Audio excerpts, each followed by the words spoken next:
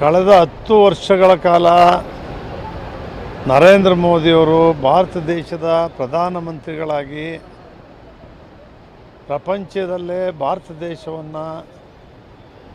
ಪ್ರಪಂಚವನ್ನು ಪ್ರತಿನಿಧಿಸ್ತಕ್ಕಂಥ ಒಂದು ಶಕ್ತಿಯನ್ನು ಭಾರತ ದೇಶಕ್ಕೆ ತಂದು ಕೊಟ್ಟಿದ್ದಾರೆ.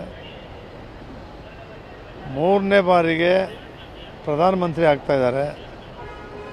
ಅದರಲ್ಲೂ ಕೂಡ NDA ಮಿತ್ರ ಪಕ್ಷಗಳು ಒಡಗೂಡಿ ಪ್ರಧಾನಿ ಆಗ್ತಾ ಇರ್ತಕ್ಕಂಥದ್ದು ದೇಶದ ಅಭಿವೃದ್ಧಿಗೆ, ಕಲ್ಯಾಣ ಕಾರ್ಯಕ್ರಮಗಳಿಗೆ, ಬಡವರ ಕಾರ್ಯಕ್ರಮಗಳಿಗೆ, ರೈತರ ಕಾರ್ಯಕ್ರಮಗಳಿಗೆ,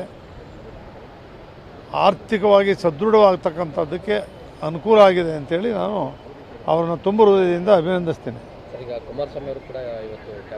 ನಮ್ಮ ರಾಜ್ಯದಲ್ಲಿ 2 ಬಾರಿ ಮುಖ್ಯಮಂತ್ರಿಗಳಾಗಿ ಬಡವರ, ಮಹಿಳೆಯರ, ದೀನದಲಿತರ, ದುರ್ಬಲ ವರ್ಗದವರ, ಯುವಕರ ಕಣ್ಮಣಿಯಾಗಿರ್ತಕ್ಕಂಥ HD ಕುಮಾರಸ್ವಾಮಿಯವರು ಕೂಡ ನರೇಂದ್ರ ಮೋದಿಯವರ ಮಂತ್ರಿಮಂಡಲದಲ್ಲಿ ಕೇಂದ್ರದ ಸಚಿವರಾಗ್ತಾ ಇರ್ತಕ್ಕಂಥದ್ದು ಕರ್ನಾಟಕ ರಾಜ್ಯದ ಜನತೆಗೆ ಒಂದು ಆಶಾಕಿರಣವಾಗಿ ಹೊರಹೊಮ್ಮಿದ್ದಾರೆ. ಎಲ್ಲರೂ ಅವರಿಂದ ಭಾಳ ನಿರೀಕ್ಷೆಯನ್ನು ಇಟ್ಕೊಂಡಿದ್ದಾರೆ.